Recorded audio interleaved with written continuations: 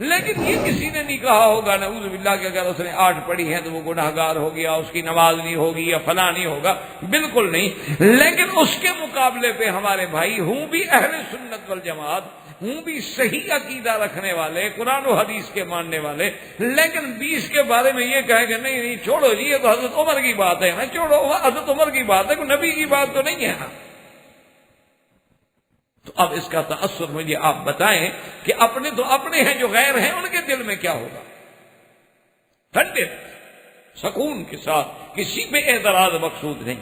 آپ نہ پڑھیں، آپ 8 پڑھیں، آپ 20 پڑھیں، میں اس وقت مسئلہ یا کوئی مناظرے کی بات نہیں کر، مجھے یہ بتائیں کہ بہرحال یعنی جو روایات معروفہ مشہورہ ہیں کہ 20 رکعتوں پہ جمع کرنے والے حضرت عمر ہیں، اب اس کو بالکل یعنی قریب ہی نہ جانا اور 20 پڑھنے والوں سے نفرت کا اظہار کرنا، یا ان کے لفظ پکڑ کے یہ کہنا کہ وہ تو حضرت عمر نے خود کہا تھا کہ بدعت ہے، نعمت البدعۃ یہ تو اچھی بدعت ہے، تو دیکھو حضرت عمر تو خود اس کو بدعت کہہ رہے ہیں۔ اور جی زیادہ سے زیادہ دیکھو جی، ہم تو نبی کے بات کو مانتے ہیں کہ حضور 8 رکعت پڑھتے تھے رمضان اور غیر رمضان میں، تو یہ لوگ دیکھو جی عمر کے پیچھے لگے ہوئے ہیں۔ تو نعوذ باللہ اس انداز میں جب گفتگو ہوگی، آپ خود مجھے بغیر کسی اعتراض کے ٹھنڈے دل سے، قطع نظر اس بات کے کیا حنفی ہیں، شافعی ہیں، مالکی ہیں، حنبلی ہیں، اہل حدیث ہیں، دیوبندی ہیں، کون ہیں، اس بات کو چھوڑ دیں۔ بحیثیت ایک مسلمان کے، ہم کلمہ پڑھنے والے کے، اللہ کے گھر میں بیٹھ کر آپ کا کیا تأثر ہوگا جب ایک آدمی ایسے بات کرے گا؟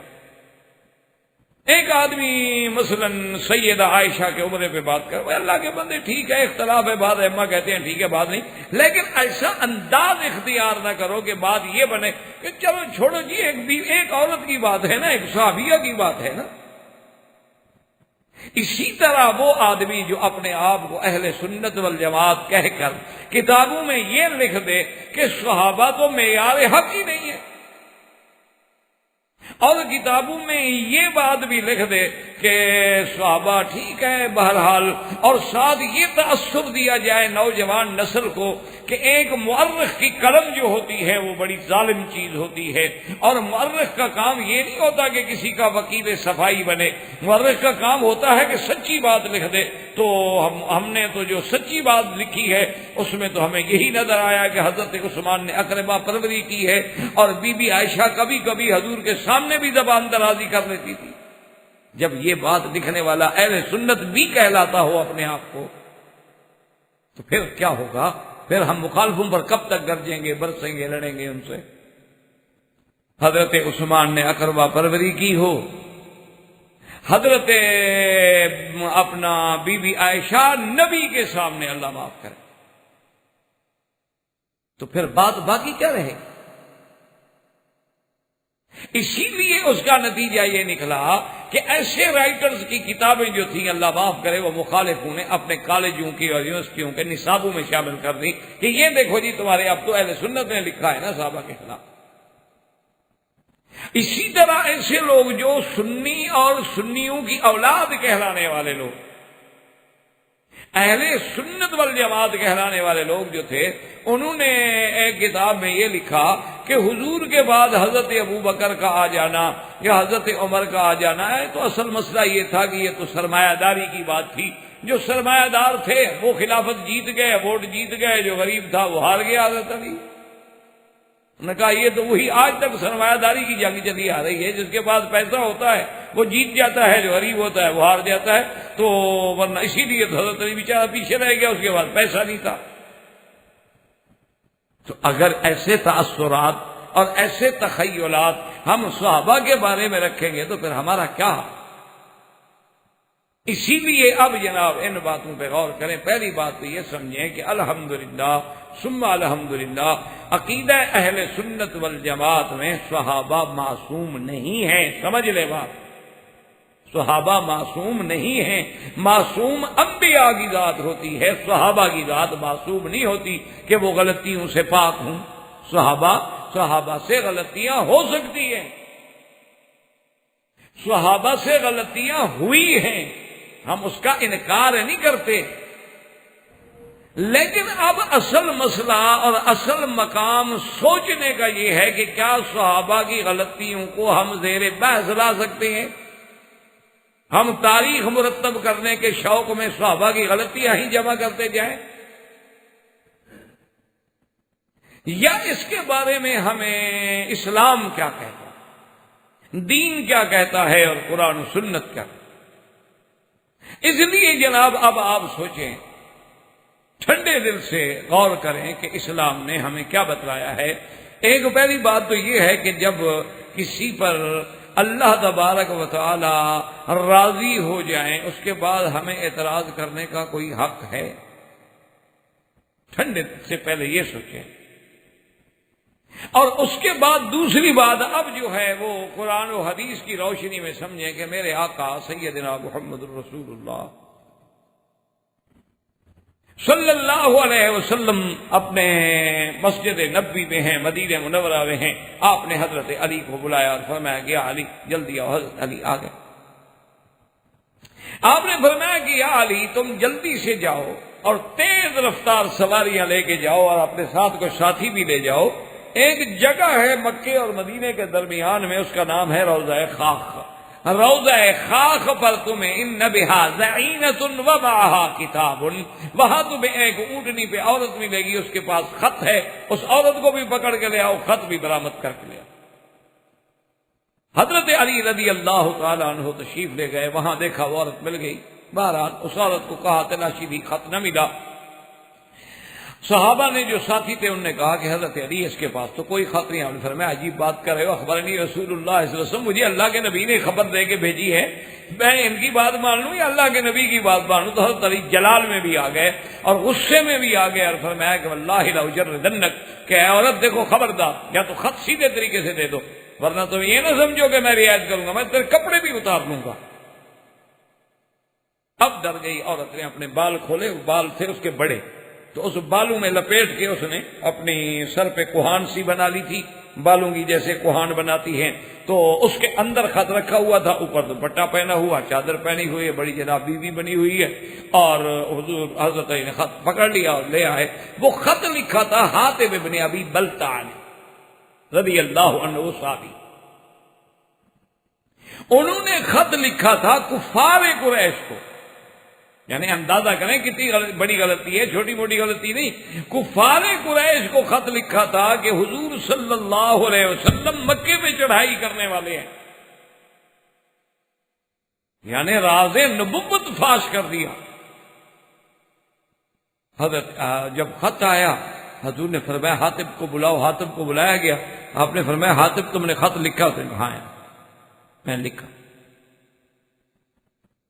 جب اس نے اعتراف کیا تو حضرت عمر کھڑے ہو گئے، عرض کیا کہ دعنی یا رسول اللہ اضرب عنق ھذا المنافق، حضور مجھے اجازت دیں میں اس منافق کی گردن اڑا دوں، اللہ کے نبی کا راز فاش کرے اور مشرکوں کو اطلاع دے۔ حضور غصے میں آ گئے، آپ نے فرمایا یا عمر کیا کہہ رہے ہو؟ انہوں نے کہا حضور اس نے تو نفاق کیا۔ انہوں نے فرمایا عمر کیا کہہ رہے ہو؟ تمہیں نہیں پتا کہ میرا صحابی بدری ہے، اور ان اللہ اطلع الی اہل بدر فقال اعملوا ما شئتم فانی قد غفرت لكم، یہ تو بدر والے صحابہ میں سے ہے، اور اللہ نے تو بدر والوں کو دیکھ کے فرما دیا تھا کہ جاؤ جو بھی کرو میں نے تمہارے گناہ معاف کر دیے۔ تو جب اللہ معاف کر چکا ہے تو ہم کیسے سزا دے سکتے ہیں؟ تو آپ نے فرمایا حاتب کیوں لکھا ہے؟ اس نے کہا یا رسول اللہ میری فیملی وہاں تھی، میرا کوئی آدمی امداد والا نہیں تھا، اور میرے ایمان میں کوئی ذرے کے برابر بھی خلل نہیں، اور مجھے یقین ہے کہ اللہ اپنے نبی کو ایک دن مکے پہ فتح دیں گے، اس لیے میں نے کہا اگر میں خط لکھ دوں گا تو حضور کا تو کوئی نقصان ہوگا نہیں، کافروں پہ میرا احسان ہو جائے گا، اور احسان کے بدلے میں ہو سکتا ہے کہ میرے بیوی بچوں کے ساتھ کچھ رعایت کر دے، میں نے اس لیے لکھا ہے۔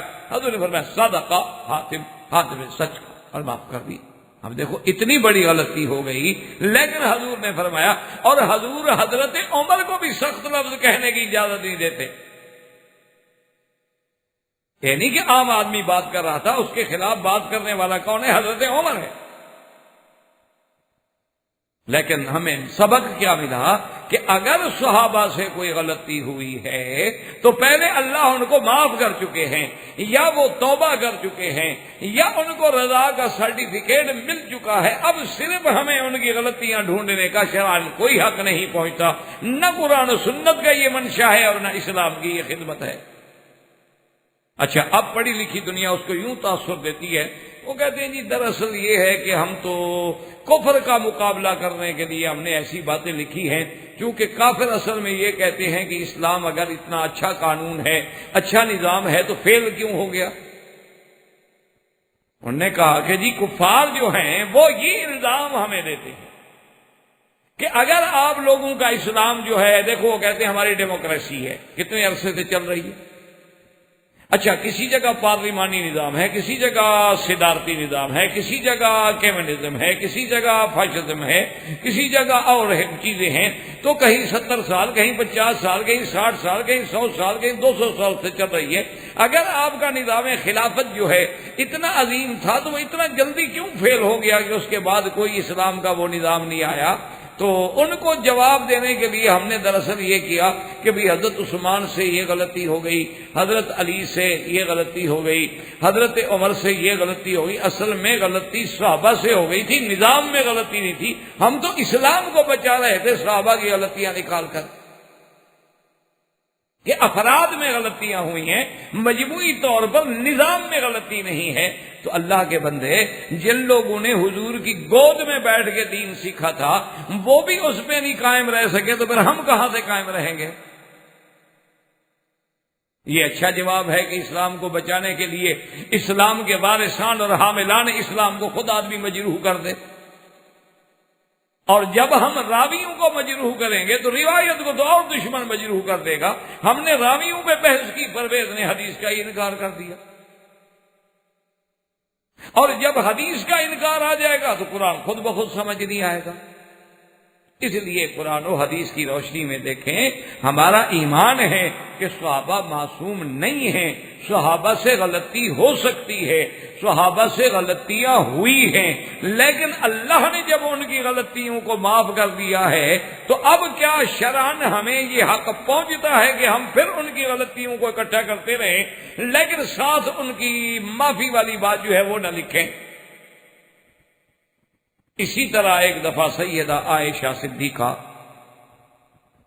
رضی اللہ تعالی عنہا، بی بی عائشہ رات کو چند عورتوں کے ساتھ اپنے ضروریات انسانی کے لیے باہر، چونکہ اس زمانے میں حمامات یا اس زمانے میں یہ اٹیچ بات ہوتے نہیں تھے، عورتیں جو ہوتی تھیں وہ بیچاری گھر سے باہر دور جنگلوں میں چلی جاتی تھی، پہاڑوں میں چلی جاتی تھی کہ کہاں جائیں۔ تو آپ کے ساتھ ایک صحابی ہیں حضرت مصطح، ان کی والدہ جو تھی وہ بھی ساتھ، وہ بوڑھی عورت تھی، رات کا وقت تھا، چل رہی تھی، ان کے پاؤں کے نیچے ان کا اپنا کپڑا جو تھا پاؤں کے نیچے آیا تو ان کو ذرا ٹھوکر لگی، تو ٹھوکر لگی تو گرنے لگی، تو ان کے منہ سے فوراً نکلا کہ تائسا مصطح، کہ اللہ مصطح کو ہلاک کرے، برباد کرے، اپنے بیٹے کے بارے میں۔ بی بی عائشہ حیران ہو گئی، انہوں نے کہا کہ کیا کہہ رہی ہو یا ام مصطح، ماذا تقولین، مصطح کی اماں تم کیا کہہ رہی ہو؟ تو وہ بیچاری کھڑی ہوگی، اس نے کہا عائشہ اما علمتے، تمہیں پتہ بھی ہے کچھ؟ عائشہ نے کہا کس بات کا؟ اس نے کہا اچھا تمہیں پتہ ہی نہیں ہے؟ اس نے کہا نہیں مجھے تو نہیں پتا۔ انہوں نے کہا لوگوں نے تم پہ تہمت لگائی ہوئی ہے، قذف کی ہوئی ہے، نعوذ باللہ، اور تہمت لگانے والوں میں جنہوں نے آپ پہ تہمت لگائی ہے، ان تہمت لگانے والی پارٹی میں میرا بیٹا وہ مصطح بھی شریک ہے۔ جن لوگوں نے آپ پر تہمت لگائی ہے کہ قافلے سے پیچھے رہ گئی نعوذ باللہ اور ایک صحابی آئے، اس کا مطلب ہے کہ بی بی عائشہ کی نیت بھی خراب تھی اور وہ صحابی کی نعوذ باللہ نیت خراب تھی، اللہ معاف فرمائے، اتنی بڑی تہمت لگائی گئی ہے، تو اس تہمت لگانے والے لوگوں میں میرا بیٹا جو ہے مصطح وہ بھی شریک ہے، تو میں اس کے لیے کیسے دعا کروں جو بی بی عائشہ امہات المومنین حضور صلی اللہ علیہ وسلم کے گھر میں جو اللہ نے اتنی عظمت والی بی بی بھیجی ہے اس پہ الزام لگائے اور میں چپ کر جاؤں؟ میں تو بیٹا قربان کر سکتی ہوں حضور کی بی بی پہ۔ بیٹا کیا ہے؟ لیکن عائشہ کا کمال ہے رضی اللہ تعالی عنہا. اس وقت آپ خود اندازہ کریں، ایمان سے کہیں کہ آپ کی یا میری بیوی ہو، میری بیٹی ہو، آپ کا چلو میں نام نہیں لیتا، آپ ناراض ہو جائیں گے، میری بیوی یا میری بیٹی پہ کوئی تہمت لگائے، اس وقت برداشت کرنا، حوصلہ کرنا آسان ہوتا ہے؟ بڑے سے بڑے آدمی کا دماغ بھی اکھل جاتا. لیکن عائشہ کا حوصلہ دیکھیں کہ صحابی کے عظمت پہ حرف نہ آئے. کہنے لگی ام مصطح اگر ایسی بات ہے بھی، لیکن تیرا بیٹا ہے تو بدری، ہے تو اصحاب بدر میں، اور اللہ ان کی مغفرت کر چکا ہے، تو تم کیوں اس کو بد دعا دے رہی ہو؟ چلو اس سے ایسی بات ہو گئی ہوگی، لیکن تیرا بیٹا بدری ہے، اور بدر کے صحابی کو اللہ مغفرت کر چکے ہیں اور فرما چکے ہیں کہ جو کچھ کرو اے معلوم ماشے، تم جاؤ جو مرضی ہے کرو. اتنی بڑی چھٹی، اور دینے والا خدا ہے. خدا کہہ رہا ہے کہ جاؤ جو مرضی ہے کرو، میں نے جو بخش دیا خلاص، میں نے تمہیں بھیجنا ہی جنت ہے. اس کا معنی یہ نہیں ہوتا کہ تم گناہ کرو، معنی یہ ہوتا ہے اللہ کرنے ہی نہیں دیں گے نا غلط کام، اور اگر ہو جائے گا توبہ کی توفیق دے دیں گے، بخش دیں گے فوراً. ایسا کام نہیں کرنے دیں گے کہ صحابی کو نعوذ باللہ اسی گناہ پہ اڑا رہے اور جہنم کی سزا بھگتنی پڑے. یا تو گناہ کرنے نہیں دیں گے، محفوظ کے مقام پہ لے آئیں گے، اور اگر کوئی خطا ہو گئی توفیق توبہ دے دیں گے، جب توبہ ہو جائے گی گناہ معاف ہو جائے گا. تو اسی لیے آپ اندازہ لگائیں کہ اب غلطی تو مصطح سے بھی ہوئی ہے، غلطی تو حاتب ابن ابی بلتع سے بھی ہوئی ہے، اور غلطی تو ابی لبابہ سے بھی ہوئی ہے کہ ایک صحابی ہے میرے نبی کے، ابی لبابہ ان کی کنیت ہے. وہ بنو قریظہ کا جب میرے آقا نے محاصرہ کیا ہوا تھا، بنو قریظہ کے محاصرے کے زمانے میں ان کا بنی قریظہ کے یہودیوں سے کچھ آنا جانا بھی تھا. تو حضور صلی اللہ علیہ وسلم کے یہ صحابی تھے پکے. تو بنو قریظہ کے بڑے بڑے قلعے تھے مدینے میں، وہ قلعے میں محصور ہو گئے، حضور نے باہر سے محاصرہ کر لیا. تو ابی لبابہ جو گئے اندر، تو بنی قریظہ کے یہودی سرداروں نے پوچھا، انہوں نے کہا دیکھو ابی ذر، آپ کا ہمارا پرانا دوستی ہے، تعلق ہے، اور کوئی ایسی ویسی بات بھی ہم نہیں کرنا چاہتے، صرف یہ بتاؤ کہ حضور کہہ رہے ہیں کہ ہم لوگ قلعے سے نکل آئیں، اگر ہم حضور کے کہنے پر قلعے سے نکل آئیں اور حضور کے حکم پہ نیچے اتر آئیں تو کیا خیال ہے آپ کا، اللہ کا نبی ہمارے بارے میں کیا فیصلہ کریں گے؟ تو ابی ذر نے بے سخت ہو کہہ دیا قتل ہی کریں گے، اور کیا کریں گے، کون سا تم نے اچھا کام کیا کہ تمہیں چھوڑ دیں گے. انہوں نے ایسے اشارہ کر دیا، اور جب اشارہ کیا تو فوراً بات یاد آئی تو گھبرا گیا. لا حول ولا قوت الا باللہ. بھائی ان کو تو ہم نے نکالنا ہے نا قلعے سے، اور ایسی سخت بات جب بتا دیں گے تو اور پکے ہو کے قلعے میں رہ جائیں گے، نکلیں گے نہیں. اور کھانے پینے کا بدبختوں کے بعد 6 مہینے کا کوٹا، وہ یہ تو یہودی ہے نا، یہ تو سامان محفوظ رکھتے ہیں پہلے کہ کل اگر نہ ملے تو کیا کریں گے. اور کھانے پینے کا بدبختوں کے بعد 6 مہینے کا کوٹا، وہ یہ تو یہودی ہے نا، یہ تو سامان محفوظ رکھتے ہیں پہلے کہ کل اگر نہ ملے تو کیا کریں گے. تو اس نے حضرت ابی لبابہ کے دماغ میں جب یہ بات آئی تو فوراً کانپ گئے، اور وہاں سے سیدھے بھاگے مدینہ شریف آ گئے کہ حضور کے سامنے کیسے جاؤں. اور اپنی بیوی سے کہا کہ جلدی کرو، رسی لے لو اور مجھے مدینہ شریف کی مسجد میں جا کے حضور کی مسجد میں ستون کے ساتھ باندھ دو، بس میں خود مجرم ہوں، خود کہہ دیا. اور جب نماز کا وقت آئے تو کسی کو کہہ دیا کرے، مجھے چھوڑ دیا کرے، نہ میں کھاؤں گا، نہ میں کھانا، نہ پانی، نہ پیوں گا، اور اسی طرح بندہ رہوں گا جب تک کہ مجھے اللہ کا نبی خود آگے نہ چھوڑے. میں نے تو بڑی غلطی کی، جرم کیا. حضور صلی اللہ علیہ وسلم کی خدمت میں اطلاع دی گئی کہ حضرت ابی لبابہ بیچارہ یہ کہہ بیٹھا ہے، اور وہ تو جناب مسجد میں بنا ہوا ہے. آپ جب مدینہ شریف جاتے ہیں نا، ریاض الجنہ میں آپ نے دیکھا ہوگا استوان ہے ابی لبابہ، یہ وہی جگہ ہے، وہی ستون ہے جہاں حضرت ابی لبابہ نے اپنے آپ کو باندھا تھا. اسی طرح استوان عائشہ، استوان سریر، استوان وفود، یہ سارے وہ علامات ہیں، وہ مقامات ہیں ریاض الجنہ میں جہاں حضور صلی اللہ علیہ وسلم کی چارپائی ڈالی جاتی تھی، جہاں حضور صلی اللہ علیہ وسلم کے گھر پہ پہرا دینے والے بیٹھا کرتے تھے، اور جہاں مقبولیت دعا کا مقام حضور نے بی بی عائشہ کو بتایا تھا. تو انہی میں وہ استوانہ بھی ہے جہاں ابی لبابہ نے اپنے آپ کو باندھا تھا. حضور کو خبر دی گئی یا رسول اللہ ابی لبابہ نے یہ کر لیا ہے. آپ نے فرمایا کہ بھائی کیونکہ اگر وہ آتا ہمارے پاس تو ہم اللہ سے معافی مانگتے، اب اس نے تو اپنا معاملہ دے ہی سپریم کورٹ میں دیا ہے، تو ہم کیا کریں. وہ تو اب معاملہ ہے اللہ کے سپرد، اب اللہ جانے اور عبید بابا جانے، ہم تو کوئی نہیں دخل دے سکتے اللہ کے فیصلے میں۔ تو بعض روایات میں ہے کہ 9 دن تک انہوں نے اپنے آپ کو باندھے رکھا، اور 9 دن کے بعد اللہ نے قرآن میں اللہ نے سورت اتاری، اللہ نے ان کی مغفرت کی، اور صحابی بھاگتے آئے، انہوں نے کہا ابشری یا ابی لبابہ، ابی لبابہ مبارک ہو، تیری تو توبہ منظور ہو گئی، اللہ نے معافی دے دی ہے، قرآن آ گیا ہے، ہم تمہیں کھولو نہیں کرنا، نہ مجھے کھولنا نہیں، مجھے خود حضور کھولے۔ حضور صلی اللہ علیہ وسلم کو عرض کیا گیا کہ حضور وہ آپ کا قیدی تو آتے ہی نہیں، تو ایسے قیدی کہیں ملیں گے آپ کو؟ ایسے لوگ کہیں آپ کو ملیں گے؟ حضور نے آگے کھولا، اور اس کے بعد اب دیکھیں کہ غلطی تو ابی لبابہ سے بھی ہوئی، غلطی تو حاتب ابن ابی بلتع سے بھی ہوئی، غلطی تو بڑے بڑے صحابہ سے بھی ہوئی ہے، لیکن اس کے بعد ان غلطیوں کے بعد اللہ ہمیں حق دیتا ہے ان پہ اعتراض کرنے کا یا اعتراض کرنے کا حق نہیں دیتا۔ اصل مسئلہ یہ سمجھنے کا ہے، یہ نہیں کہ ہم ڈھونڈتے رہیں، اس طرح تو پھر اگر سارا قرآن لے کے بیٹھ جائیں تو پھر ہم حضرت آدم کی بھی غلطی ڈھونڈتے رہیں۔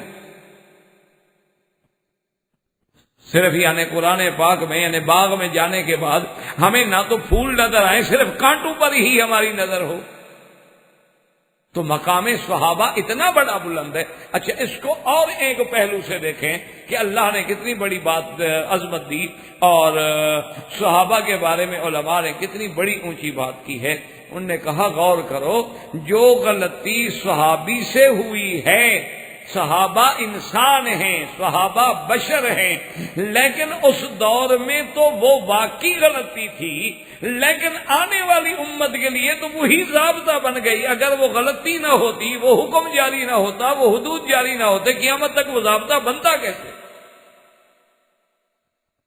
یعنی اس کو یوں سمجھیں کہ اگر حضور کے زمانے میں چوری نہ ہوتی تو ہاتھ کیسے کٹتا، اور ہاتھ نہ کٹتا تو السارق والسارقۃ فاقطعوا ایدیہما کا جو نظم ہے، جو حدود اللہ ہے، وہ اجرا کیسے ہوتا؟ اور دنیا تو قیامت میں پھر یہی کہتی نا کہ جی ایسی سزائیں، نعوذ باللہ، جو جنگلی سزائیں ہیں، وحشیانہ سزائیں ہیں، یہ تو بتائیں گے حضور نے کسی پہ نافذ بھی کی۔ اسی لیے ایک صحابی نے آ کے حضور کے سامنے اعتراف کیا، اس نے کہا یا رسول اللہ، مجھ سے گناہ ہو گیا ہے ایک عورت کے ساتھ۔ حدیث میں آتا ہے فأعرض رسول اللہ، تو حضور نے منہ پھیر دیا۔ وہ صحابی پھر ادھر سے آ گیا، اس نے کہا طہرنی یا رسول اللہ، حضور مجھے پاک کریں، مجھ سے غلطی ہو گئی۔ حضور نے پھر منہ پھیر دیا۔ وہ اللہ کا بندہ پھر ادھر سے آ گیا، اس نے کہا طہرنی یا رسول اللہ، حضور نے پھر منہ پھیر دیا۔ وہ اللہ کا بندہ پھر آ گیا۔ اب وہ بات سمجھ نہیں رہا کہ بھئی حضور تو مجھے رعایت دے رہے ہیں، بس واپس ہو جاؤ، کہ نہ مدعی ہے، نہ گواہ ہے، نہ شکوہ ہے، نہ شکایت ہے، کیوں آ گئے اعتراف کرنے کے لیے؟ اللہ نے پردہ ڈالا ہے تو جاؤ، اللہ جانے، اللہ کا معاملہ جانے۔ وہ آ گیا۔ اب حضور نے دیکھا کہ یہ تو ٹلتا نہیں، حضور نے فرمایا اب کا جنون، تم پاگل تو نہیں ہو کہ اتنی دفعہ رعایت دینے کے بعد تمہیں سمجھ ہی کچھ نہیں آ رہا؟ اس نے کہا ما بھی جنون یا رسول اللہ، میں پاگل نہیں ہوں۔ اب نے فرمایا اچھا تم نے ہو سکتا ہے اس عورت کے ساتھ یعنی چھیڑ خانی کی ہوگی، اس کو ہاتھ لگایا ہوگا، اس کو بوسہ دے دیا ہوگا، اس کو گلے سے لگا لیا ہوگا۔ انہوں نے کہا نہیں یا رسول اللہ، میں نے اس عورت کے ساتھ وہی کیا ہے جو ایک خامد اپنی بیوی کے ساتھ کرتا ہے، میں نے جماع کیا ہے۔ اب اعتراف ہو گیا حضور کے سامنے، صحابہ کے سامنے۔ حضرت میں ٹھیک، حد جاری کر۔ بہرحال حد جاری ہو گئی، مار کے اس کو مار دیا گیا، رجم جاری ہو گئی۔ واپس جب آئے تو حضور کی مجلس میں ذکر چل پڑا، تو ایک آدمی نے کہا کہ دیکھو، ایک روایت میں آتا ہے کہ ایک آدمی نے کہا کہ بھی وہ بھاگ رہا تھا اور فلاں صحابی نے ہڈی ماری تو وہ مر گیا، تو میں حلّہ ترک تم وہ اس کو بھاگنے دیتے۔ اور ایک دوسری روایت کے بارے میں آتا ہے کہ ایک صحابی نے کہا کہ یار کتنی بھیڑی موت تھی، اللہ معاف کرے کہ آدمی پر زنا کی تہمت لگے اور زنا کی سزا میں آدمی کو مار دیا جائے، اللہ معاف کرے، یہ کتنی بری موت ہے۔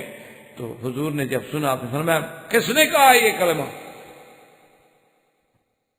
صحابی نے کہا میں نے کہا یا رسول اللہ۔ ہم نے فرمایا تمہیں پتہ ہے کہ اس بندے کی اللہ نے ایسے توبہ قبول کی ہے کہ اگر اس کی توبہ میں پورے مدینے والوں پہ بھی تقسیم کر دوں تو سب کو بخشش کے لیے کافی ہو جائے۔ کیا کہہ رہے ہو؟ جب اس نے دنیا میں سزا قبول کر لی ہو تو پاک ہو گیا، اب اس کے بعد اس پہ اعتراض کرنے کا تمہیں کیا حق ہے کہ اس نے سزا دنیا میں بھگت لی اور دنیا کی سزا پانے کے بعد وہ اللہ نے اسے دنیا میں ہی پاک کر دیا، اب تو اس کے ذمہ کوئی گناہ باقی نہیں رہا ہے، وہ تو سزا جھیل چکا ہے اور اللہ کے دروازے پہ اس کی اتنی سچی توبہ ہے کہ اگر سارے مدینے والوں پہ تقسیم کر دیں تو سب کو کافی ہو جائے۔ تو اب آپ اندازہ کریں کہ کتنا بڑا گناہ ہو گیا ہے اور سزا بھی ہو گئی ہے، لیکن اللہ کا نبی پھر بھی حکم دیتے ہیں کہ میرے صحابی کے بارے میں بات کوئی کہ ان کا مقام کتنا بلند ہے۔ حضرت خالد بن الولید فرماتے ہیں کہ ایک دفعہ کہتے ہیں میں راستہ بھول گیا، اکیلا آدمی تھا، ایک ایسے علاقے میں جا نکلا، مجھے پتا نہیں تھا کہ یہود کا علاقہ ہے، مجھے تو پتا نہیں تھا کہ یہ علاقہ یہودیوں کا ہے۔ میں جب وہاں گیا تو میں دیکھتا ہوں تو یہودیوں کا تو ایک جمع غفیر بڑا مجمع ہے، یہودی بیٹھے ہوئے۔ اب حضرت خالد بن ولید فرماتے ہیں میں نے یہی سوچا کہ اب بھاگنے کا فائدہ تو ہے کوئی نہیں، اتنے بڑے مجمع سے کون بھاگ جائے گا، تو بہتر ہے کہ اب اپنی بہادری قائم رکھو اور برداشت کرو۔ میں چلا گیا، میں نے دیکھا، میں نے کہا بھائی کیا بات ہے، کیوں اکٹھے ہو؟ انہوں نے کہا اصل میں آج جو ہے ہفتے کا دن ہے، یوم السبت ہے اور ہمارا عبادت کا چھٹی کا دن ہے، تو اس غار میں، پہاڑ کی ایک غار میں ہمارا ایک بہت بڑا راہب رہتا ہے، وہ اسی دن اس مقام پہ آ کے ہمیں تقریر کرتا ہے، تو ہم اس کی تقریر سننے کے لیے یہاں جمع ہوئے۔ حضرت خالد بن الولید رضی اللہ عنہ کہتے ہیں میں بھی چپ کر کے بیٹھا ہوا، بیٹھے بیٹھے بیٹھے تھوڑی دیر گزری تو آخر وہ ایک بندہ جو تھا نا غار سے، وہ راہب اترا، لیکن جب مجمع میں قریب آیا تو فوراً بے ساختہ کہا کہ حل فیکم احد من امت محمد، تم میں سے کوئی حضور کا غلام، حضور کا امتی ہے؟ اب حضرت خالد کہتے ہیں میں نے کہا کیا کروں؟ اب کہوں کہ نہیں تو نعوذ باللہ یہ بھی تو بڑی بزدلی کی بات ہے، اور کہتا ہوں ہاں تو پھر یہ مجھے چھوڑتے تو نہیں، لیکن میں نے کہا چلو صداقت ہی اختیار کرتے ہیں، ڈرنا کیا؟ میں نے کہا میں ہوں۔ اب جناب وہ سارے یہودی مجھے ایسے دیکھنے پر تیار ہوئے، آنکھیں ان کی سرخ ہو گئی، اور جناب میں نے اندازہ لگا دیا کہ ابھی مجھ پہ حملہ کرتی ہے، لیکن اس راہب نے میرا ہاتھ پکڑا، اس کے لیے جو انہوں نے ممبر بنایا تھا مجھے اوپر بٹھا دیا اور آپ مجھ سے نیچے بیٹھ گئے، اور اس کے بعد کہنے لگا کہ بھئی ناراض ہونے کی بات نہیں ہے کہ یہ وہ لوگ ہیں جن کا ذکر ہماری تورات و انجیل میں موجود ہے، یہ اصحاب رسول اللہ ہیں۔ اور خالد کہتے ہیں کہ جب اس نے یہ کہا اور اس کے فوراً بعد نوٹ کیا کہ میری جماعت کی تو آنکھیں بدلنی جا رہی ہیں، وہ تو کہے اچھا یہ تو مسلمانوں کی تعریف کر رہا ہے، یہ تو حضور کے صحابہ کی تعریف کر رہا ہے، اور ہم تو یہودی ہیں، مخالف ہیں محمد رسول اللہ صلی اللہ علیہ وسلم کے، تو اس نے فوراً بات بدل دی۔ اس نے کہا کہ ہاں خالد بن الولید ایک بات مجھے سمجھ نہیں آتی۔ میں نے کہا بتائیں کیا بات ہے؟ اس نے کہا کہ آپ کا نبی فرماتے ہیں کہ قیامت والے دن ایک حوض ہوگا، اس حوض سے 4 نہریں جاری ہیں، اور ایک نہر جو ہے وہ اس کو ہوگی ماشاءاللہ شہد کی، اور ایک نہر ہوگی دودھ کی، اور ایک نہر جو ہے ہوگی اصل کی، اور ایک نہر جو ہے وہ ایسے پانی کی جو اس میں کبھی خرابی نہ ہو۔ تو جب حوض ایک ہے، ان کا منبع ایک ہے، اس سے شاخیں نکل رہی ہیں، تو ایک دودھ کی بن جاتی ہے، ایک پانی کی بن جاتی ہے، ایک شراب کی بن جاتی ہے، ایک شہد کی بن جاتی ہے۔ یہ کیا بات ہے؟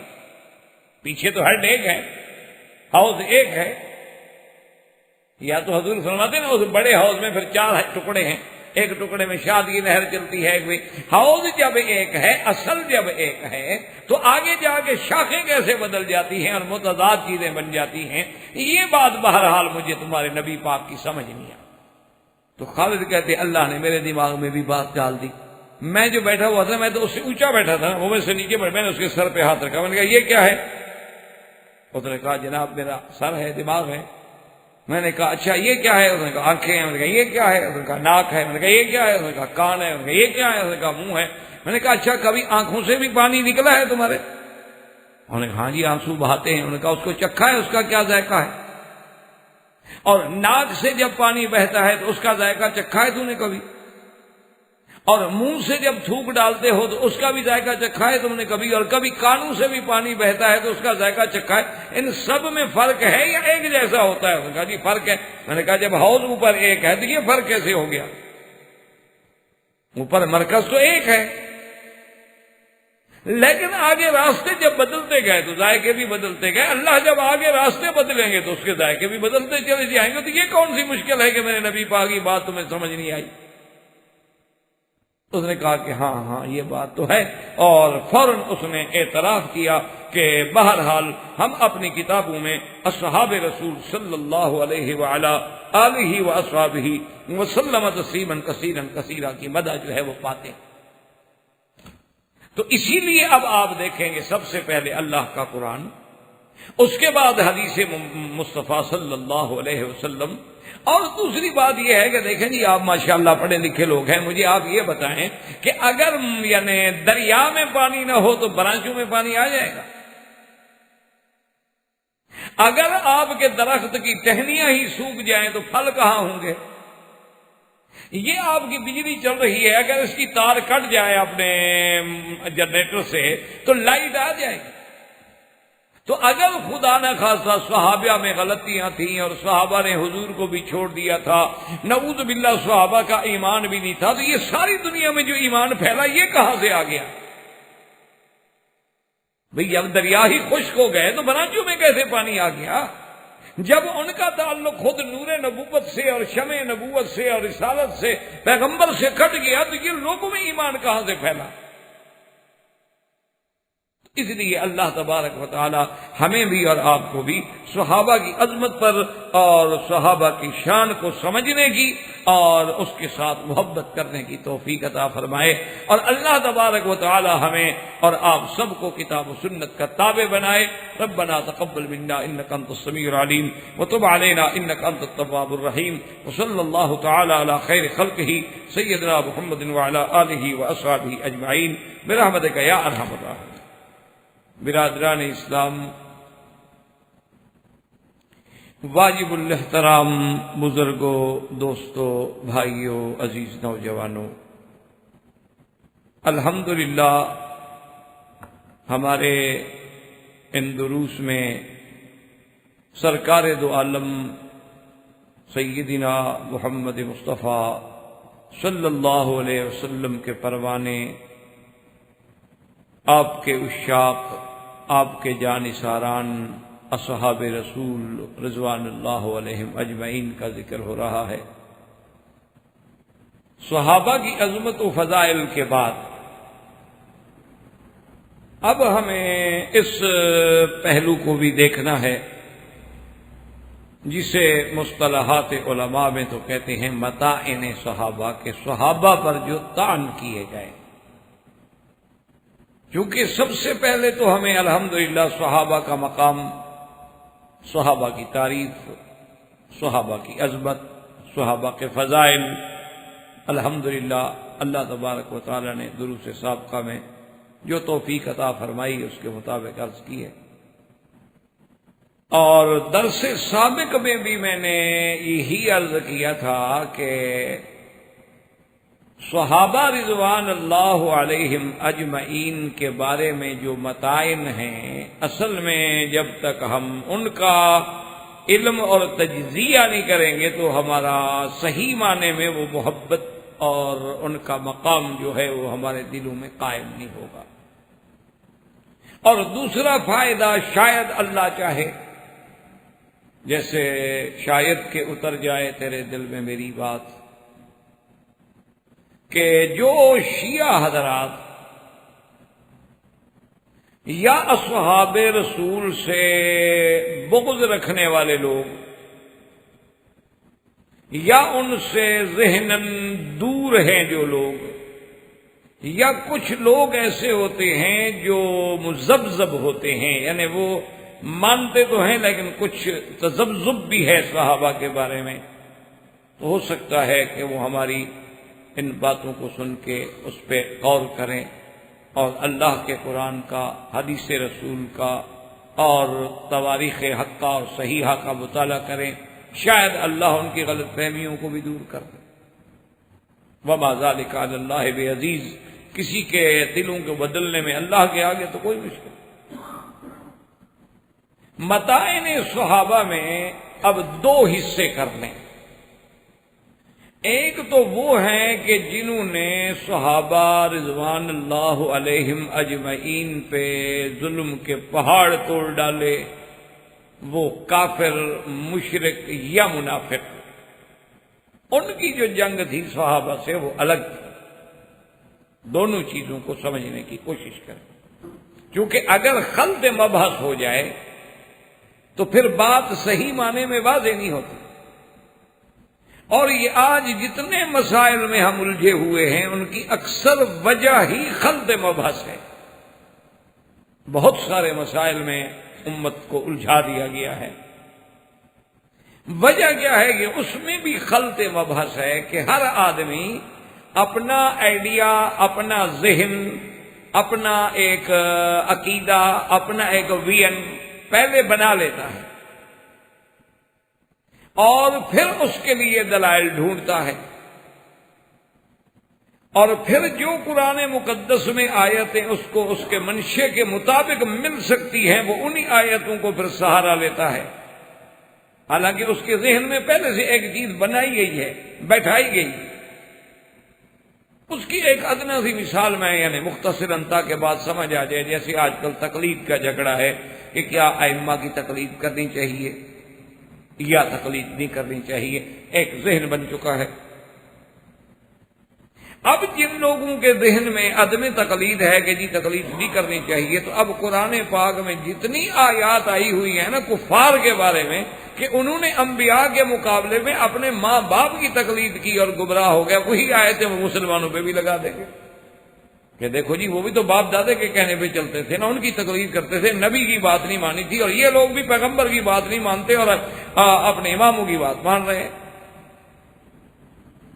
تو اس لیے یہ ہوتا ہے خلط مبحث کہ بھئی جو آیات کفار کے لیے اتری ہیں خدا کے لیے ان کو کافروں کے لیے رہنے دو، جو آیات کا تعلق مسلمانوں سے ہے ان کو مسلمانوں کے لیے استعمال کرو۔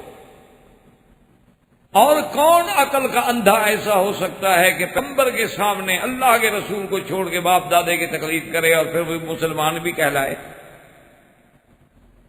یا آج بھی کون دنیا میں ایسا عقل کا اندھا پیدا ہو سکتا ہے جو یہ کہے کہ بھئی حضور کی حدیث مبارک تو یہ ہے لیکن میں حدیث نہیں مانتا اور میں اس امام کے قول کو مانتا ہوں؟ ایسا بے وقوف دنیا میں کون پیدا ہوا ہے؟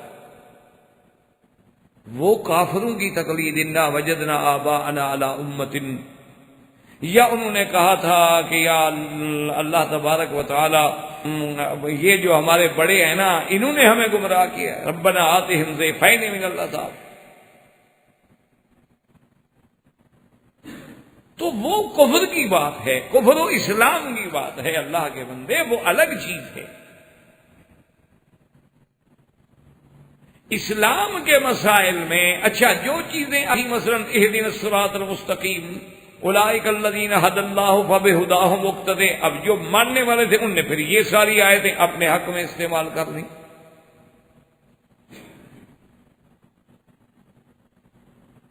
حالانکہ سیدھی سی بات ہے کہ جب ایک مسئلہ قرآن میں یا فرمان رسول میں صلی اللہ علیہ وسلم میں منصوص ہے، اس میں کسی کو کسی چیز کی، بعض کی، دلائل کی، کسی امام کے قول کی کوئی ضرورت ہی نہیں ہوتی۔ آج بھی آپ دیکھ لیں کہ مغرب کی نماز آپ 3 رکعت پڑھتے ہیں اور عشاء کی 4 رکعت پڑھتے ہیں، کبھی کسی امام نے کہا ہے کہ مغرب کی 4 پڑھ لو اور عشاء کی رات 3 پڑھ لینا؟ کبھی اس میں اختلاف ہوا ہے؟ کبھی اس میں اختلاف ہوا ہے کہ نمازیں 5 یعنی 6 ہیں؟ کبھی اس میں اختلاف ہوا ہے ائمہ کے نزدیک کہ حج اس دفعہ عرفات میں نہیں ہوگا مزدلفہ میں ہوگا کہ فلاں امام یوں کہتا ہے؟ تو اللہ کے بندے وہ مسائل ہوتے ہیں کہ جن مسائل میں اس سے حد کیا ان مسائل پر قرآن و سنت کی روشنی میں، اب ان سے مسائل ہم نے لینے ہیں، تو اگر تو ایک آدمی اتنا بڑا عالم ہے کہ ائمہ اربعہ کے دلائل موجود ہیں اس کے پاس، اس کا قرآن و حدیث کے تمام ذخیرے پہ نظر ہے، ناسخ و منسوخ پہ نظر ہے، متعارض احادیث پہ نظر ہے، وصیت و سقم اور کسی کا ضعف اور کمزوریوں کو بھی جانتا ہے، اس نے تمام کتابیں جو موضوعات پہ لکھی گئی ہیں وہ بھی پڑھ لی ہیں، تمام کتابیں جو ثقات پہ لکھی گئی ہیں وہ بھی پڑھ لی ہیں، اور اسباب نزول پر بھی اس کی نظر ہے کہ یہ آیت کب اتری، کیوں اتری اور کس حالت میں اتری تھی، اس کو کسی کی تقلید کی ضرورت ہی نہیں ہوتی، وہ کیوں تقلید کرے؟ اب ایک آدمی یہ کہے کہ چونکہ میں ڈاکٹر ہوں اس لیے میں نہیں کروں گا، تو ڈاکٹر ہے تو وہ اپنے مضمون کا ڈاکٹر ہے، یہ تو نہیں کہ وہ فاتحہ کا ترجمہ بھی جانتا ہو۔ کتنے بڑے سے بڑے ڈاکٹر ہیں، آپ انشاءاللہ کل ان سے پوچھ لیجئے گا کہ اسلام اور ایمان میں کیا فرق ہے۔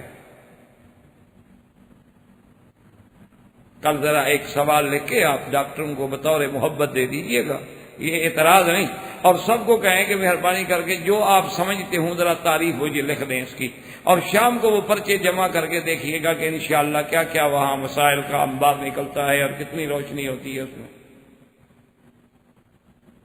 یہ کل آپ ایک تجربہ کر لیں، ایک ہسپتال میں جو 4 ڈاکٹر اکٹھے رہتے ہیں نا دوست، کسی ناواقف کو نہ چھیڑیں تاکہ پھر فتنہ نہ بنے۔ مقصد تو اصلاح ہے نا، کسی کی اصلاح کرنا مقصد ہے، کسی پہ طنز یا اعتراض تو نہیں۔ کسی ناواقف کو آپ کہیں کہ وہ کہے گا اعتراض کر رہا ہے میرے اوپر، یہ میری توہین کرنا چاہتا ہے، یا یار یہ اتنا سمجھتا ہے کہ مجھے اسلام کا اور ایمان کا پتہ نہیں ہے، لیکن جب دوست ہوں گے تو وہ برا نہیں منائے گا۔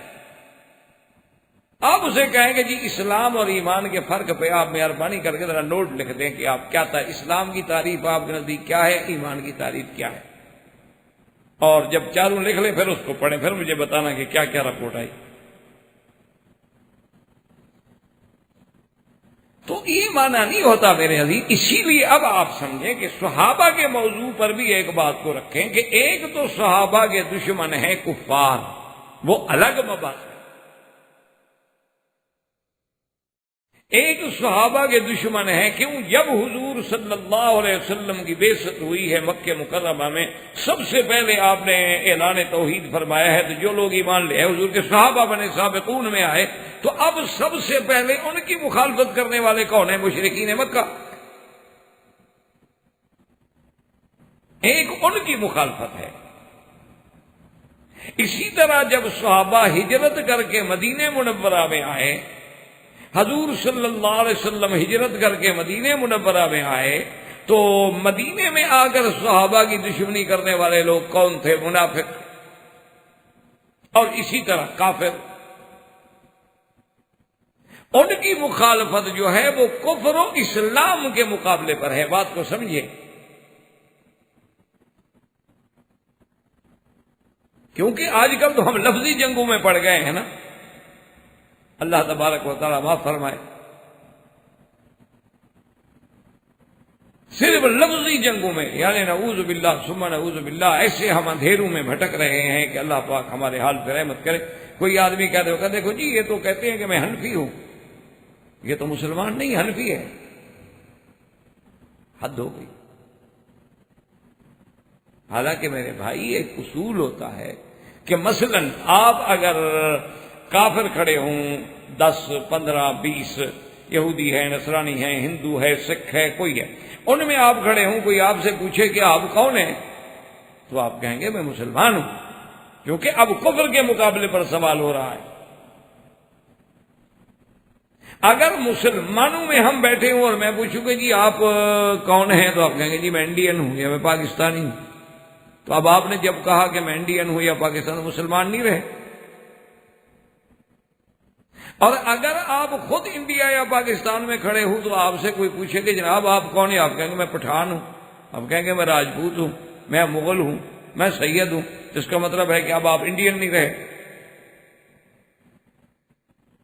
اور اگر آپ اسی محلے میں کھڑے ہوں، کوئی آپ سے پوچھے کہ جناب آپ کون ہیں، تو آپ کہیں گے جی میں فلاں کا بیٹا ہوں بھائی،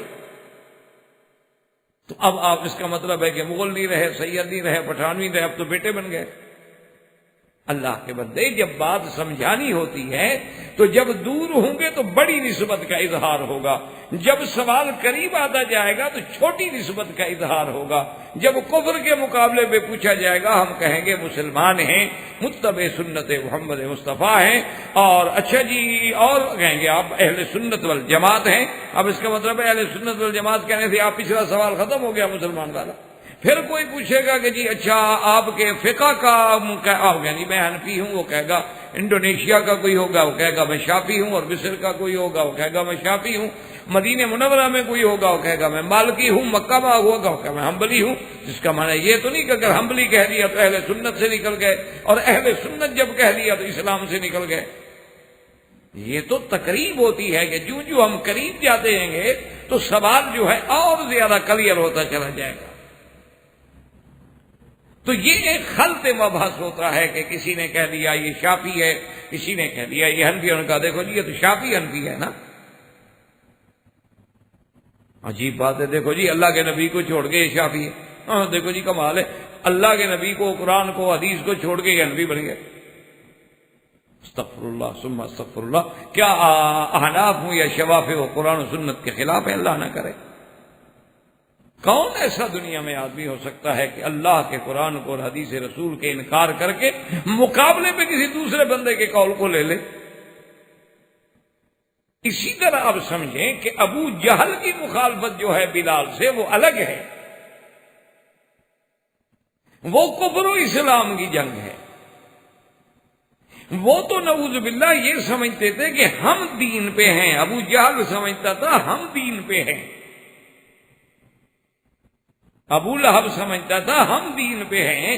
اس لیے جب جنگ بدر ہوئی تو جنگ بدر کے لیے جب ابو جہل لشکر لے کے نکلا، پتہ نہیں اس نے کیا کیا، اس نے کعبۃ اللہ کا طواف کیا اور ملتزم پہ کھڑے ہو کے دعا مانگی۔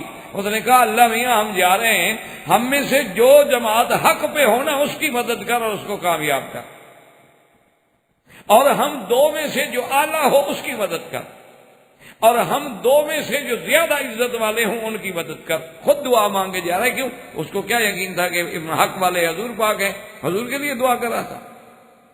وہ تو یہ سمجھ رہا تھا کہ ہم حق والے ہیں، مسلمان غلطی پہ ہیں۔ ہم لوگ تو بڑے ٹھیک ٹھاک تھے، مکے میں رہتے تھے، کوئی جھگڑا نہیں تھا، کوئی لڑائی نہیں تھی۔ جب سے حضور پاک ہے ان نے تو لڑائی پیدا کر دی ہے۔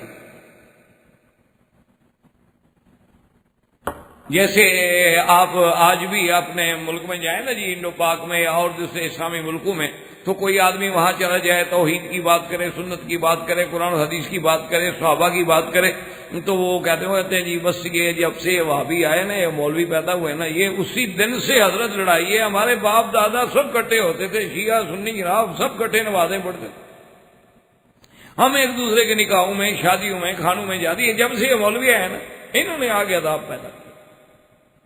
اور جی ہمارا تو کوئی فرق ہی نہیں تھا آپس میں جناب، ہاں جی بالکل ہم تو مانتے ہیں آپ کا تو ہندوؤں سے فرق نہیں تھا، ہم کب انکار کرتے ہیں؟ ہم تو بالکل مانتے ہیں، بلکہ ہم تو یہ سمجھتے ہیں کہ آج بھی مسلمانوں پہ ان کی ثقافت کا غلبہ ہے۔ کتنے لوگ ہیں جو عائشہ کے بجائے عائشہ بن گئی لڑکیاں، کتنے لوگ ہیں آپ کے مسلمان ان کے گھر میں بیوی جو ہے وہ ہندو ہے، یہ اچھا مسلمان ہے، بڑے بڑے لوگ ہیں۔ اور کتنے مسلمان ہیں ماشاءاللہ ان کے گھر میں ہندو لڑکیاں، اور بڑے آرام سے، دیکھو وہ تو کٹھے رہ رہے ہیں نا۔ اب جو فتویٰ دے گا مولوی اس کو کہ بھی کسی ہندو لڑکی کا مسلمان سے نکاح نہیں ہو سکتا، اس کو نکالو گھر، جو کہے گا دیکھو اسی مولوی نے لڑایا ہے نا، ہم تو کٹھے رہ رہے تھے، ہمارا گھر آباد تھا، بچے ہو رہے تھے، جب سے مولوی آئے اسی نے جھگڑا کرایا۔ آپ اگر ایک جگہ رہتے ہوں اور سارے یہ تاش بھی کٹھے کھیلتے ہوں، کیرم بھی کٹھا کھیلتے ہوں، لڈو بھی کٹھا کھیلتے ہوں، شام کو جناب بیچ پہ بھی کٹھے جاتے ہوں، ماشاءاللہ باقی نظارے بھی کٹھے بیٹھ کے دیکھتے ہوں، اور ایک مولوی آگے کہے نماز پڑھو یار یہ بند کرو، کہتے دیکھیں مولوی نے آگے شرارت کی، ہم تو ہمیشہ کٹھے رہتے تھے، ہنستے تھے، کھیلتے تھے، ہمارا جھگڑا ہی کوئی نہیں تھا۔ جب سے یہ مولوی آئے ہیں نا، انہوں نے آگے سارا تماشا بنا دیا۔ اب بھی دنیا یہی کہتی ہے کہ مولویوں نے آگے شیعہ سنی کو لڑا دیا۔ اللہ کے بندے، مولوی نہیں لڑاتا، یہ یاد رکھ لو، پورے علاقوں پہ نظر رکھو، کرکٹ میں بھی تم خود لڑتے ہو، ہاکی میں بھی تم خود لڑتے ہو، بٹیرے بھی تم لڑاتے ہو، ریچھ بھی تم لڑاتے ہو، کتے بھی تم لڑاتے ہو، مولوی نہیں لڑاتے۔ تو وہ جب ایک چھوٹے سے پرندے کو لڑانے پہ تیار نہیں تو بندے کو کیوں لڑائے؟ کوئی عقل کی بات کریں آخر۔ اصل وجہ کیا ہے کہ مولوی کا جرم اتنا ہوتا ہے کہ وہ مسئلہ بتاتا ہے کہ بھئی مسئلہ شریعت کا یہ ہے، اب اس مسئلے کے بتانے کے بعد جو قدرتاً فطرتاً ایک عمل ہوگا کہ جب حضور نے نبوت کا اعلان کیا، باپ مسلمان ہو گیا بیٹا کافر ہے، بیوی مسلمان ہو گئی شوہر کافر ہے، شوہر مسلمان ہو گیا بیوی کافر ہے، کہا دیکھو جی حضور جب سے آپ آئے نا فرقت بین اولادنا و آبائنا، آپ نے آگے ہمارے درمیان میں ساری لڑائیاں پیدا کر دی ہیں، وصفات احلامنا وصفات احلام آبائنا یا محمد صلی اللہ علیہ وسلم، آپ جب سے آئے آپ کہتے ہیں ہمارے دادا بھی پاگل تھے، پردادا بھی پاگل، وہ سارے بتوں کی عبادت کرتے تھے، آپ کہتے ہیں یہ غلط ہے، غلط ہے اس کا معنی ہے ہمارا باپ بھی غلط تھا، دادا بھی غلط تھا، پردادا بھی غلط تھا، صرف آپ صحیح آئے، اس لیے وہ کھڑے ہو کے دعائیں مانگ رہے ہیں۔ تو بات کو سمجھیں کہ صحابہ سے ان کی جو دشمنی ہے وہ کفر و اسلام کی دشمنی ہے۔ صحابہ اسلام والے ہیں، توحید والے ہیں، نبی کی نبوت ماننے والے ہیں، اور کفار شرک والے ہیں، منکر انبیاء ہیں اور منکر قرآن ہیں، منکر وحی ہیں، اس لیے وہ صحابہ کے دشمن ہیں۔ اور سب سے پہلی گالی جو صحابہ کو دی گئی ہے نا اللہ کے قرآن میں موجود ہے، سب سے پہلی گالی جو یعنی تاریخ اسلام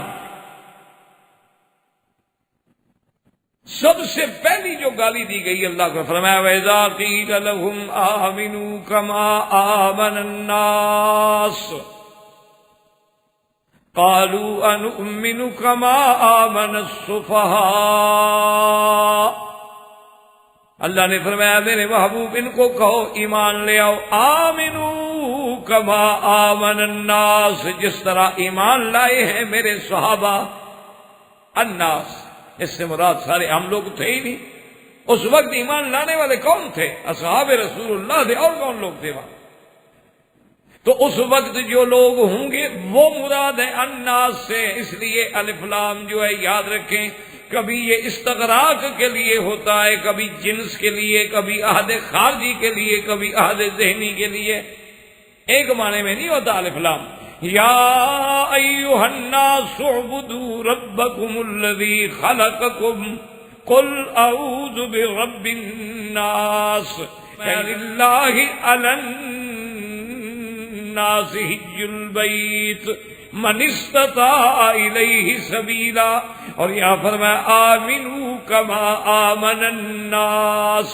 تو یاد رکھو حج کے مسئلے میں ناس سے مراد وہ ہیں جو امیر ہیں، طاقت والے ہیں، اور اعوذ برب الناس سے مراد اللہ کی ذات سب کے لیے رب ہے، رب العالمین ہے، وہاں عموم کے لیے استغراق کے لیے آ گیا ہے، اور یہاں بھی اللہ پاک فرماتے آمنو کما آمن الناس، الناس سے وہ معین لوگ مراد ہیں جو میرے مدنی پہ ایمان لائے، وہ کون ہیں؟ اصحاب رسول اللہ، ان میں سابقین ہیں، ان میں سیدنا ابی بکر ہیں، سیدنا عمر عثمان ہیں، علی ہیں، حضرت بلال ہیں، حضرت مقداد، یہ بڑے لوگ ہیں، انشاءاللہ تفصیل سے ان کا ذکر آئے گا۔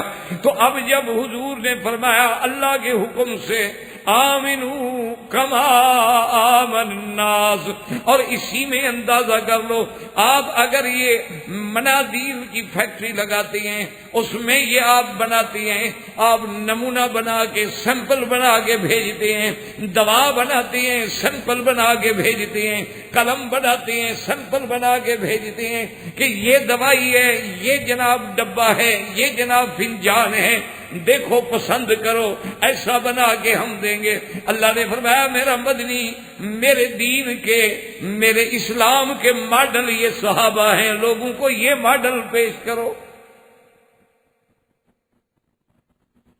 یعنی اندازہ کریں وہ کیسا ماڈل ہوگا جو اللہ کہہ رہا ہے نبی کو کہ پیش کرو، دکھاؤ لوگوں کو، ایسے ہی مان لاؤ، یہ نہیں کہ تم جیسے مرضی آئے ایمان لے آؤ۔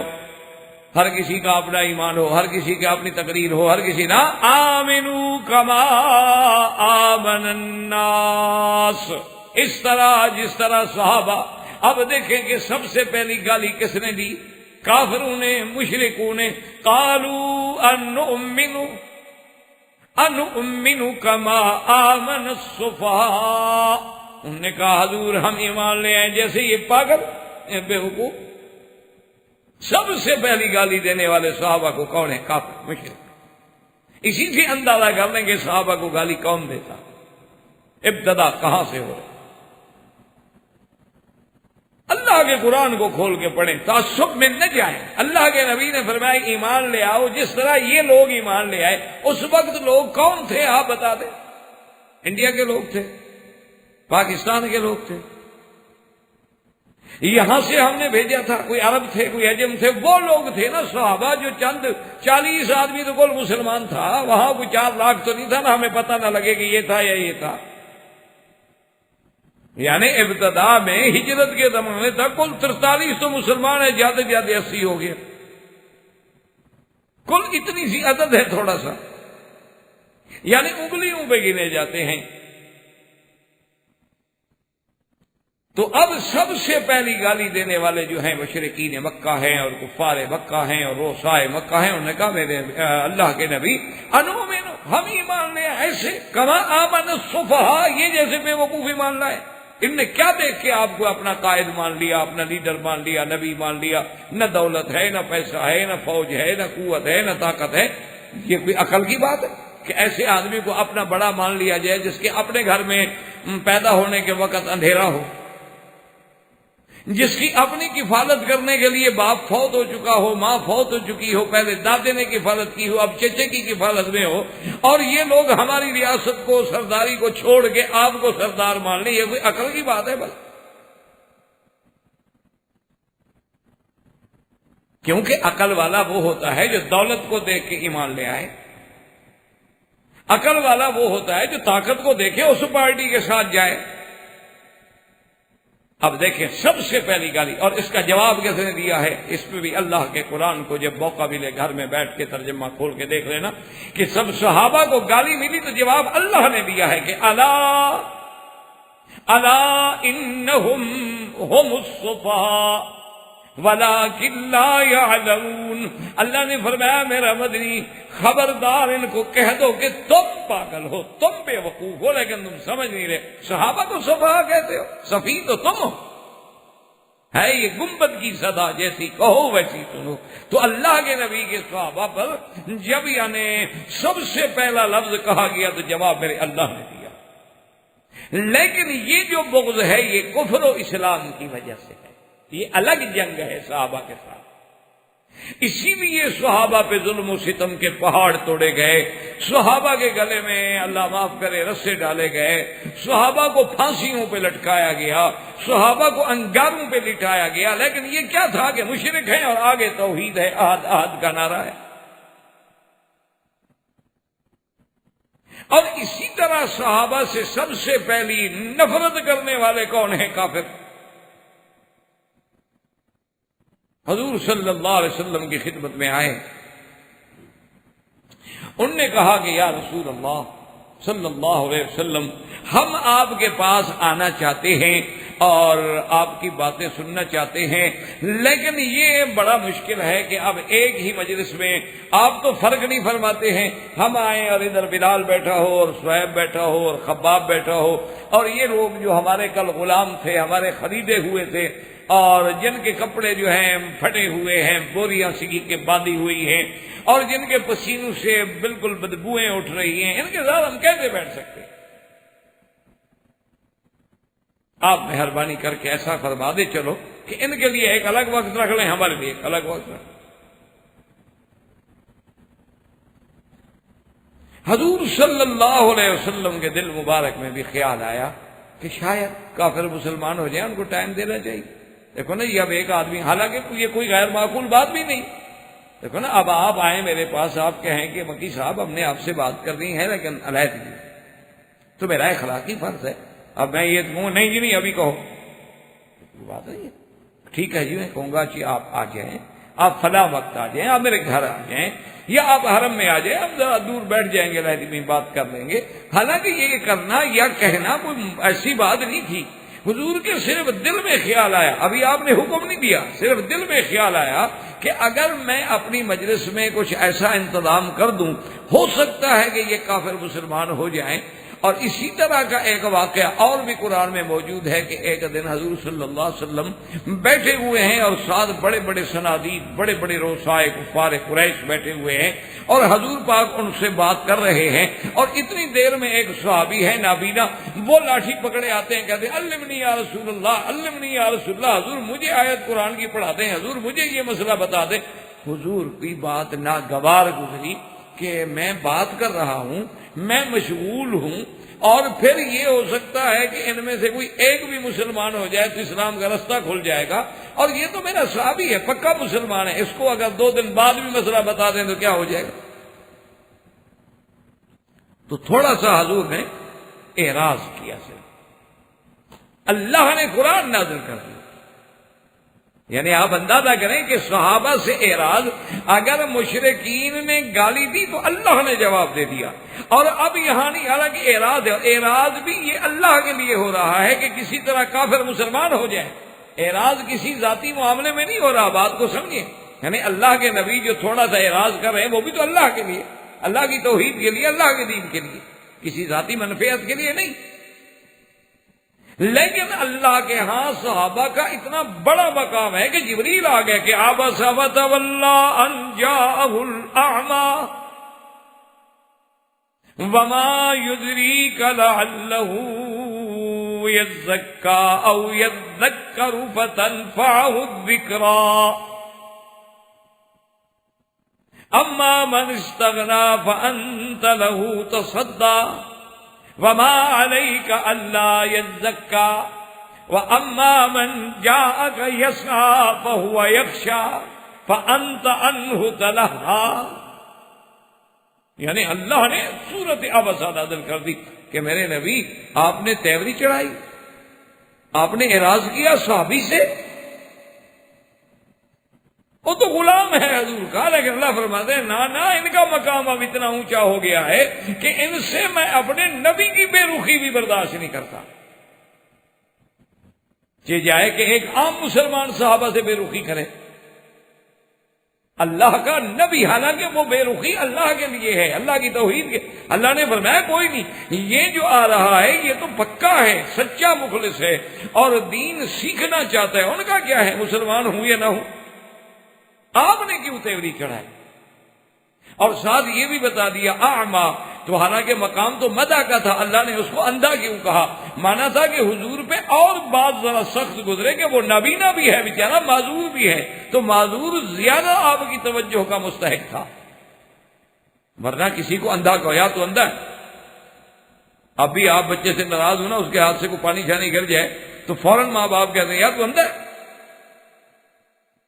آنکھیں نہیں ہیں۔ تو اللہ پاک جو کہہ رہے ہیں کہ انجاءہ الاعمیٰ، ویسے فرما دیتی انجاء عبداللہ، لیکن مقصد یہ تھا کہ حضور صلی اللہ علیہ وسلم کے اس مسئلے پہ اور زیادہ ذرا عتاب میں سختی پیدا ہو کہ آنے والا صحابی ہے، آنے والا ایمان والا ہے، اور پھر آنے والا نبینا بھی ہے۔ اور اسی طرح سے اب اسی میں ایک مسئلہ اور اچھی طرح سمجھ لیں، یہ بھی ایک بڑا اہم مسئلہ ہے جس میں ہم ٹھوکروں میں پڑے ہوئے ہیں، اللہ ہمارے حال پہ رحم کرے۔ بعض لوگ جو ہے نا جی، وہ بڑے ہمارے جو ہوتے ہیں نا جی کہ دیکھو جی یہ تبلیغ والے ہیں، یہ دیوبندی ہیں، اور یہ اہل حدیث ہیں، اور یہ جناب فلاں مولوی ہیں، یہ جناب یہ سارے مسلمانوں کے پیچھے لگے ہوئے ہیں، ان کو تبلیغ کرنی ہے، دین سکھانا ہے، کافروں کو کیوں نہیں سکھاتے؟ یہ سارا زور آخر ہمارے اندر انہوں نے کیوں لگایا ہوا ہے کہ جی تم دین کے لیے نکلو اور تم دین کے لیے نکلو اور تم دین، یہ رات دن مسلمانوں کے گھر پہ سوار ہیں۔ دیکھو جناب ہندو اتنا پڑا ہوا ہے، ان کو جا کے تبلیغ کریں، سکھ اتنا پڑا ہوا ہے، ان کو جا کے تبلیغ کریں، یہودی اتنا ہے، نصرانی اتنا ہے، یہ دیکھو کیسی بات ہے کہ یہ صرف ان کا زور جو ہے صرف مسلمانوں کے لیے۔ وہ فاتحہ کا مسئلہ بتاتے ہیں تو ان کو بتاتے ہیں، اور یہ چلے کے لگواتے ہیں تو اپنوں سے لگواتے ہیں، کہتے ہیں 3 دن کے لیے نکلو، کبھی کہتے ہیں 7 دن کے لیے نکلو، کبھی کہتے ہیں 3 دن کے لیے نکلو۔ یہ کیسے لوگ ہیں؟ یہ ان کو کیوں نہیں کہتے؟ تو اس سے مسئلہ سمجھو۔ اب نبی پاک تو کافروں کو سیدھا کرنا چاہتے تھے نا، کافروں کو اسلام سکھانا چاہتے تھے۔ اللہ ناراض ہو گیا کہ چھوڑو کافروں کو، دفع ہونی، اسلام لاتے نہ آئے، جو لا چکا ہے پہلے اس کے ایمان بچانے کی فکر کرو۔ جو اسلام لا چکا ہے، جو ایمان لا چکا ہے، ہماری ذمہ داری پہلے اس کے ایمان کو بچانا ہے۔ وہ مسلمان ہوتا ہے تو ہو، نہیں ہوتا نہ ہو، اس کے اسلام کے ہم ذمہ دار ہیں۔ وہ تو اللہ نے ہمیں کہہ دیا کہ لا اکراہ فی الدین، کوئی جبر نہیں، من شاء فلیؤمن ومن شاء فلیکفر، جو چاہتا ہے ایمان میں داخل ہو، جو چاہتا ہے نہیں داخل ہوتا نہیں ہو۔ جب موقع ہوگا ہم ان کو بھی دعوت دیں گے، لیکن وہ عمومی دعوت ہوگی۔ جو اسلام لا چکا ہے اس کے اسلام کی حفاظت کی ہماری ذمہ داری ہے کہ اس کے ایمان کو بچاؤ۔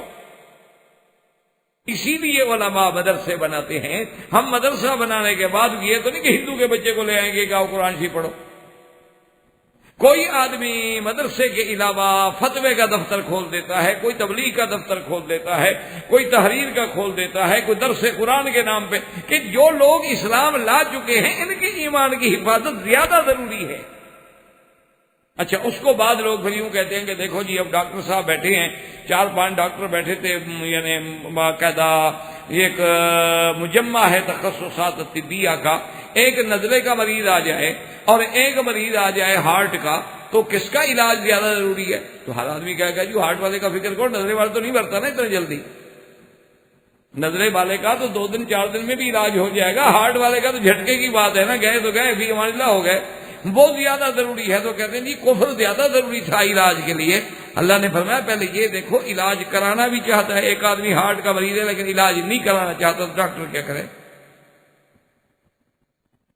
ڈاکٹر اس پہ توجہ دے جو علاج کرانا چاہتا ہے، وہ اب چاہے نزلے کا ہو، چاہے ہارٹ کا ہو، چاہے ٹی بی کا ہو، چاہے کسی چیز کا ہو، جو علاج کرانا چاہتا ہی نہیں،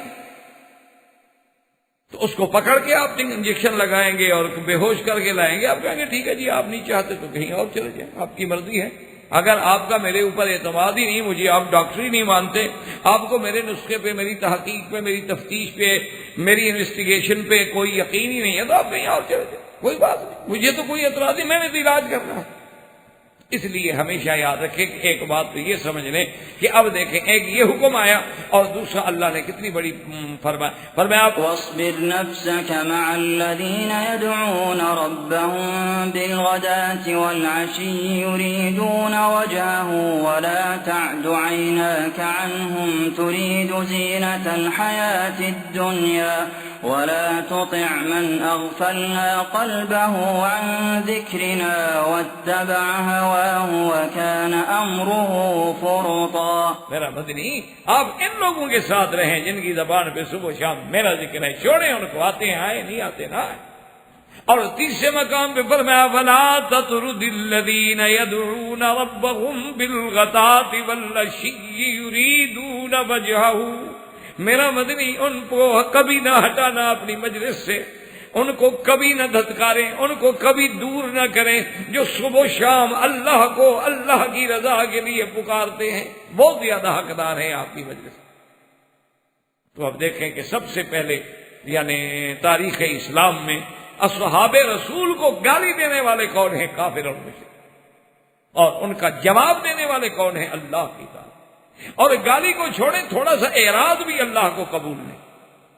اچھا، اب اس کے بعد دوسرے مقام پہ آئیں، اللہ کے قرآن کو کھولیں کہ حضور صلی اللہ علیہ وسلم جب مدینے میں آ گئے تو وہاں ایک جماعت ہے بہت بڑی اور وہ منافق ہے،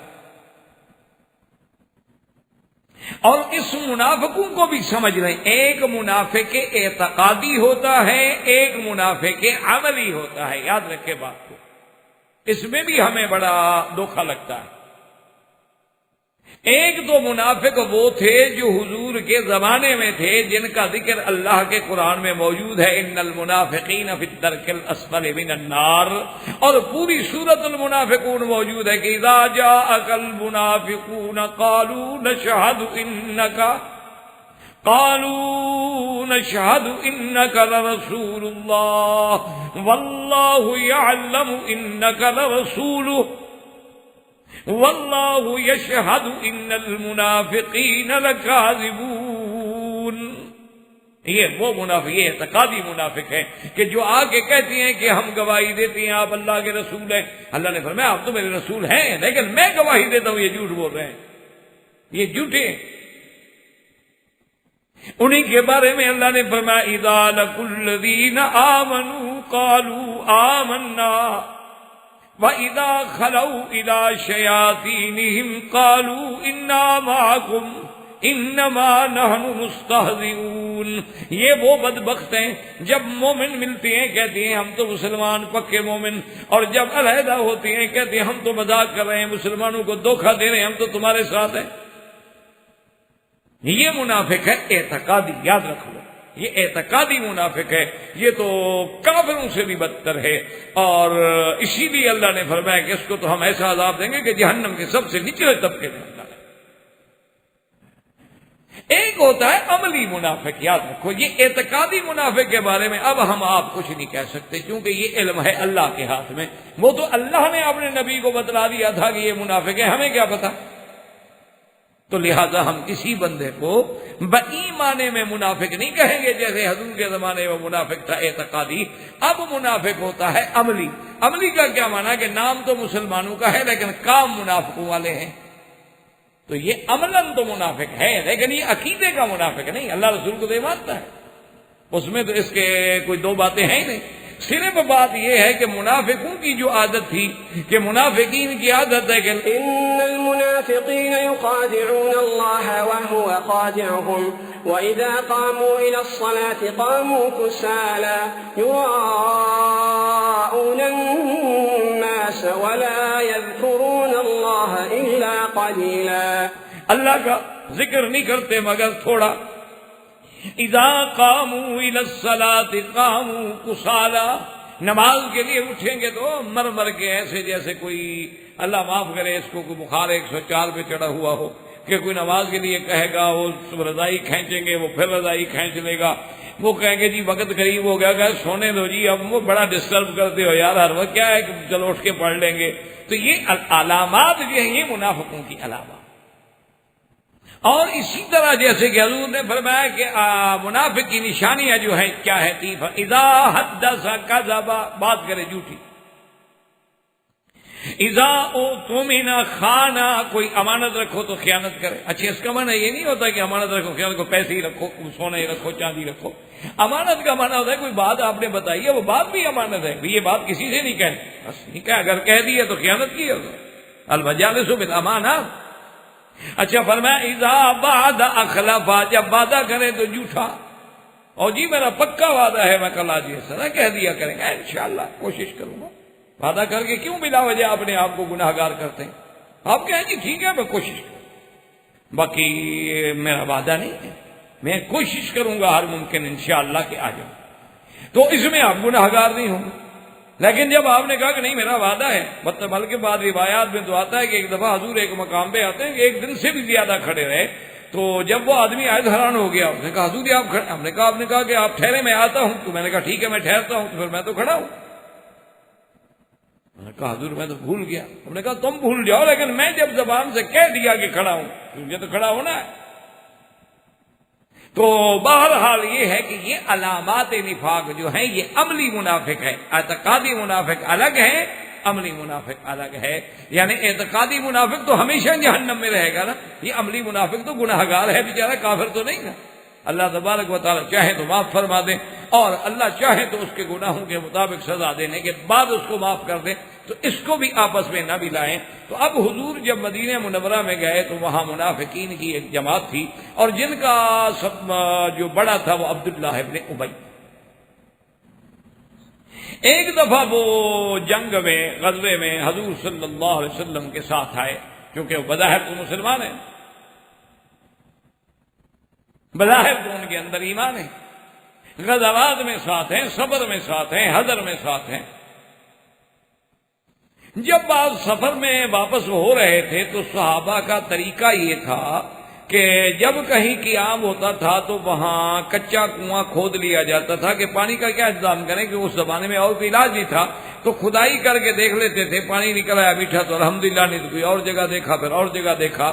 اور جب وہ کنواں کھود لیتے تھے تو نظام یہ ہوتا تھا کہ بھی اس کا پانی صاف کر کے سب سے پہلے تو حضور صلی اللہ علیہ وسلم کے لیے مشکیزہ بھر لو بھائی، اس کے بعد ابو بکر عمر کے لیے مشکیزے بھرے جاتے تھے رضوان اللہ علیہم اجمعین، یعنی صحابہ کی اسی ترتیب کے ساتھ، یعنی بڑے پہلے لے لیں بھائی، پھر چھوٹے لے لیں۔ تو اسی طرح وہ ایک پانی کے لیے جب آئے تو وہاں عبداللہ ابن ابی کا ملازم بھی پانی بھرنے کے لیے آیا، اور ادھر صحابہ کے اور حضرت ابو بکر اور عمر کے آدمی بھی پانی بھرنے کے لیے آئے۔ تو انہوں نے جب پانی بھرنے لگا تو انہوں نے روک دیا، انہوں نے کہا ٹھہرو، اللہ کے نبی کا پانی بھریں گے، حضور کا، حضرت ابو بکر عمر کا بعد میں۔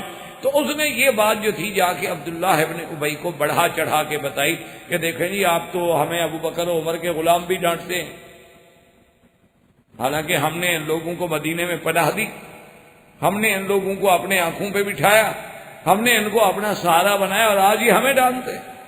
تو اس وقت ایک بہت بڑا غلط لفظ ہے جو عبداللہ ابن ابی نے استعمال کیا، لیکن قرآن پاک نے اس چیز کو نقل نہیں، قرآن نے جو الفاظ نقل کیے ہیں تو عبداللہ ابن ابی نے کہا کہ دیکھو اصل بات یہ ہے کہ یہ سب کچھ ہمارے کیا کرایا ہے۔ ایک تو یہ کریں کہ جب ہم یقولون لئن رجعنا الى المدینة لیخرجن الاعز منها الاذل،